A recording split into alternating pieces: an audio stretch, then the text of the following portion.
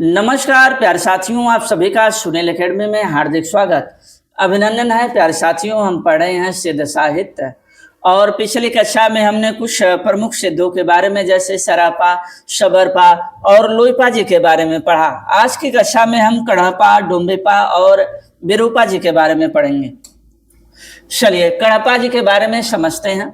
कड़पा का एक अन्य नाम भी है क्या, किसड़पा। इनके समय के बारे में बात करें प्यारे साथी तो इनका समय 820 ईस्वी के आसपास माना जाता है। इनका जन्म कर्नाटक के ब्राह्मण परिवार में होता है। इन्होंने बिहार में सोमपुरी नामक स्थान को अपना कार्यक्षेत्र बनाया। कड़पा राजा देवपाल के समकालीन थे। इनकी रचनाओं की संख्या 74 मानी जाती है, जो सिद्धों में सबसे अधिक है। कड़पा के प्रमुख रचनाओं के बारे में बात करें तो दो रचनाएं मुख्य रूप से मिलती हैं, चर्याशया विनश्य और कड़हपाद गीत का। चर्याशया विनश्य को आप याद रखेंगे। वर्ण विषय की बात करें तो वर्ण विषय राष्ट्रवाद और दार्शनिकता है। यह राष्ट्रवाद और दार्शनिकता की बात करते हैं। कड़पा के संबंध में आलोचकों के कुछ मुख्य कथन दिए गए हैं, जिनमें से आचार्य रामचंद्र शुक्ल जी कहते हैं, कड़पा के उपदेश की भाषा तो पुरानी टकसाली हिंदी है, पर गीत की भाषा पुरानी बिहारी या पूर्वी बोली मिली है। यहीं पर कड़पा सिद्धों में विद्वत्ता की दृष्टि से सर्वश्रेष्ठ हैं। यह कथन डॉक्टर रामकुमार वर्मा जी द्वारा कहा गया है। कड़पा पांडित्य और कवित्व में बेजोड़ थे। यह कौन कहते हैं? राहुल सांस्कृत्यायन जी कहते हैं। तो ये तीनों कथन आपके लिए महत्वपूर्ण है, इसको आप ध्यान में रखेंगे। इनकी विद्वता देखकर अधिकांश जो सिद्ध थे इनके शिष्य बन गए। ये इतने विद्वान थे। इनकी कुछ प्रमुख पंक्तियां हैं, उन पंक्तियों में से हमने जो आपके परीक्षा के लिए जरूरी है उसको रखने की कोशिश की है। छोई जाय सो बाह नाड़ियां। कड़पा जी कहते हैं छोई जाय सो बाह नाड़ियां। इसके अर्थ को समझते हैं। छोई जाय का अर्थ है जब मन किसी वस्तु की ओर आकृष्ट होता है या उसे पाना चाहता है या उसे भोगना चाहता है। सो वही मन। बाह बाहरी जगत अर्थात इंद्रियों के विषय के बारे में कहा गया। नाड़ियां इंद्रियों के मार्ग जिनके द्वारा मन बाहर की ओर दौड़ता है। कड़पा जी कहते हैं छोई जाय सो बाह नाड़ियां अर्थात जब मन बाहर की ओर जाता है और इंद्रियों के विषयों को छूना चाहता है या भोगना चाहता है तो वह बाह्य नाड़ियों में फंसकर बिखर जाता है। साधक का ध्यान टूट जाता है और आत्मिक एकाग्रता समाप्त हो जाती है। ठीक है ना। ये अपने पंक्तियों में बहुत अच्छी अच्छी बातें कहे हुए हैं जो वर्तमान समय में देखने को मिल रहा है। जी में लोड़ बिल्ली जय पाड़ी एह तीम धरड़ी लयचित। कड़पा जी का कहना है जे में लोड़ बिल्ली जय पाड़ी एह तीम धरड़ी लयचित।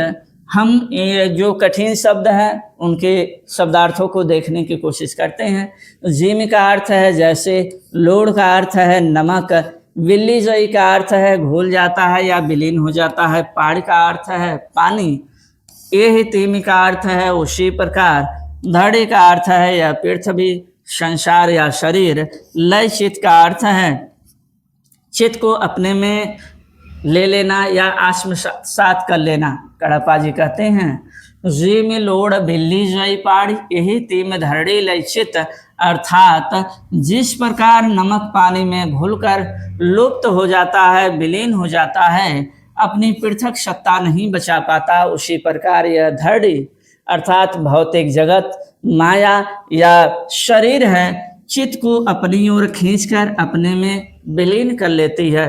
मनुष्य का चित्त संसार के आकर्षणों, वासनाओं और मोह में फंसकर अपनी मौलिक शुद्ध सत्ता को खो बैठता है ना।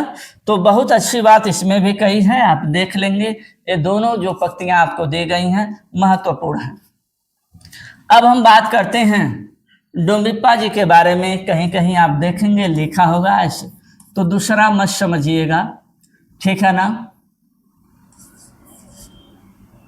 यहाँ पर जो सॉरी ऐसे लिखेंगे हम, यह होगा हमारे पास ऐसे, कहीं पर ऐसे लिखा हो तो यही है, ठीक है ना।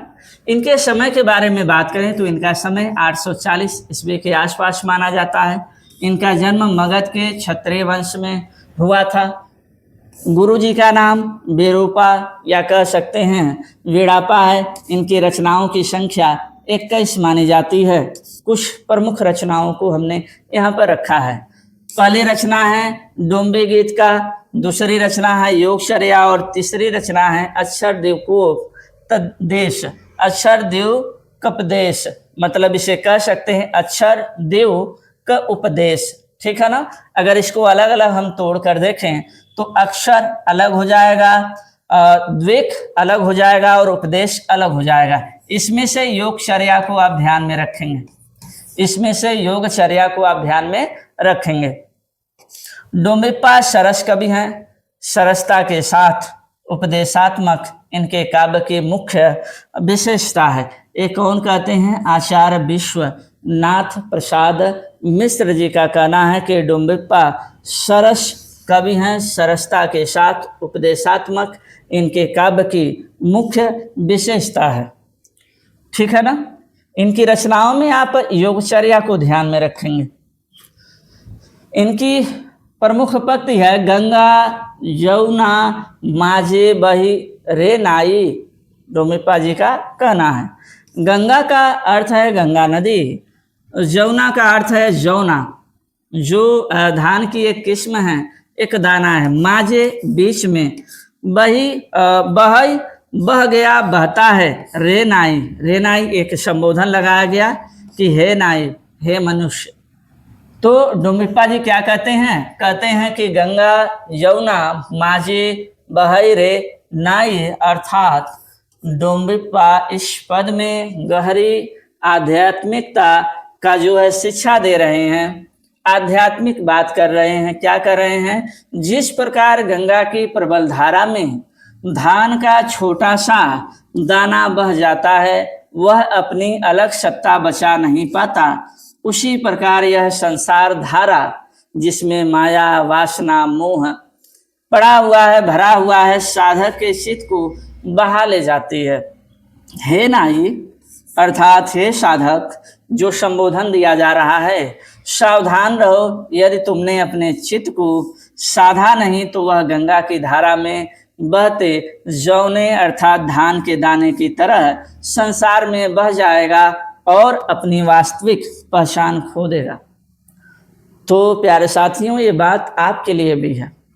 अगर आप अपने लक्ष्य की तरफ नहीं रहेंगे, अपने लक्ष्य को नहीं साधेंगे, तो आप भी इसी प्रकार से हो जाएंगे, उसी गंगा की धारा में बह जाएंगे आप भी।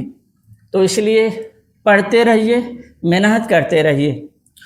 अब आते हैं विरूपा जी। इनके समय के बारे में बात करें तो विक्रम संवत 840 के आसपास माना जाता है। साधना का केंद्र नालंदा था। ये पर्यटनशील थे। ठीक है। रचना की बात करें तो योग दर्शन इनकी प्रमुख रचना है, इसको आप ध्यान में रखेंगे। जो आपकी परीक्षा के लिए जरूरी है उसी को आप पढ़ें, उसी को आप देखें। इनकी प्रमुख पंक्ति है सहजे थर करी वारुड़ी साध। विरूपा जी कहते हैं सहजे थर करी वारुड़ी साध। शब्दार्थ की बात करें तो सहजे का अर्थ है सहज रूप से, बिना कठिन प्रयास के, थर करी स्थिर करके, दृढ़ बनाकर। वारुड़ी, वारुड़ी एक मदिरा नशा यहाँ कह सकते हैं प्रतीक के रूप में प्रयोग किया गया है। साध, साधना कर, अभ्यास कर। तो विरूपा जी क्या कहते हैं? कहते हैं सहजे थर करी वारुड़ी साध, अर्थात जैसे कोई व्यक्ति वारुड़ी अर्थात मदिरा का पान करके सहज भाव से स्थिर हो जाता है और बाहर के संसार को भूल जाता है, उसी प्रकार साधक को भी सहज भाव में मन को स्थिर कर साधना करनी चाहिए। अब ये तो उदाहरण दे दिया गया किससे? पियक्कड़ से, है ना। पियक्कड़ समझते हैं ना, शराब वगैरह पीते हैं। अक्सर लोग कहते हैं कि किसी न किसी चीज़ को भुलाने के लिए मदिरा का सेवन किया जाता है। और आजकल मदिरा जानते हैं कि सबसे ज़्यादा जो है उपलब्ध हैं, 1-1 किलोमीटर पे मिल ही रहे हैं। शिक्षा का स्तर घटते जा रहा है। तो यह विरूपा जी का कहना है कि जब कोई व्यक्ति वारुड़ी अर्थात मदिरा का पान करके सहज भाव से स्थिर हो जाता है और बाहर के संसार को भूल जाता है, उसी प्रकार साधक को भी सहज भाव में मन को स्थिर कर साधना करनी चाहिए। और प्यारे साथी, आपको भी ऐसे ही साधना करनी चाहिए। चलिए, आज का क्लास समाप्त होता है। उम्मीद करते हैं कि जो भी हमने तथ्यों को रखा है वो आपकी परीक्षा के लिए उपयोगी सिद्ध हो। साथ साथ आपसे एक निवेदन भी है और विनम्र निवेदन है, और इस बात को आप इग्नोर न करें तो बढ़िया रहेगा। देखिए, आपके लिए मेहनत किया जा रहा है, कोशिश किया जा रहा है कि आपको हिंदी साहित्य के सभी जो टॉपिक हैं फ्री में अवेलेबल हो जाएं यूट्यूब पर। तो आपका सहयोग बस इतना चाहिए कि आप चैनल को सब्सक्राइब कर लें और ज़्यादा से ज़्यादा शेयर करें। हमें आपसे और कुछ नहीं चाहिए, बस इसमें यही आपसे एक सहयोग चाहिए कि चैनल को आप सब्सक्राइब कर लें और शेयर करें, और कोशिश करें दूसरे लोगों को भी। अगर आप 200-400 लोग ऐड हो रहे हैं, उसमें से अगर आप 2-2 लोगों को भी करेंगे, वो 2 लोगों को ऐड करते जाएंगे तो ऐसे संख्या बढ़ती जाएगी, तो मेरा भी मनोबल बढ़ता जाएगा। मैं कोशिश करूंगा आपके लिए अच्छे से अच्छे जो है कंटेंट उपलब्ध करा सकूं। तो मिलते हैं प्यारे साथी अगले क्लास में। तब तक के लिए नमस्कार। जय हिंद, जय भारत।